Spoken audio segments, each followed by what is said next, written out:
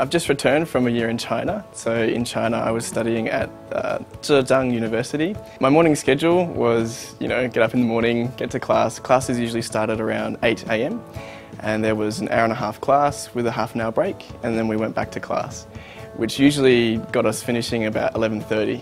So from lunchtime onwards, we had this extra time in the afternoon. We usually used our time exploring and seeing what Hangzhou had to offer. So all my classes were in Mandarin, in Chinese.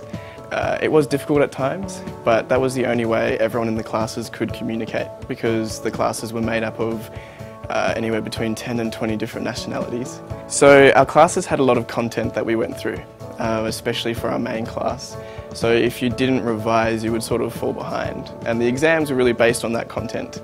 So every day you'd have to do a couple hours of revision. Studying in Mandarin really helped my language skills progress. It was really helpful in that when I was speaking with locals, I knew the topics that they were going to talk about. And we were able to talk about, after China opened, what life had for them, what changed in their lives and what things were different. Hangzhou had lots of good little places to eat, and the bubble tea there was to die for. So between that break between classes, I would always go with friends to my favourite bubble tea place.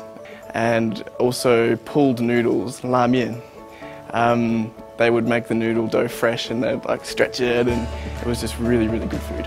There's a street, like a tourist street, and also a night market where they have lots of little delicacies and things and little desserts that they make fresh for you right there.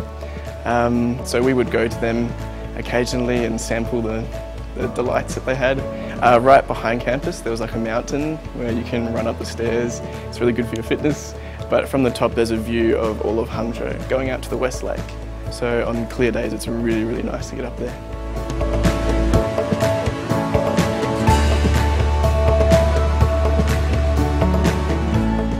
My time in Hangzhou really did sort of change my perception of China, because I'd travelled to China before, but I was backpacking, and so actually living there was quite a different experience.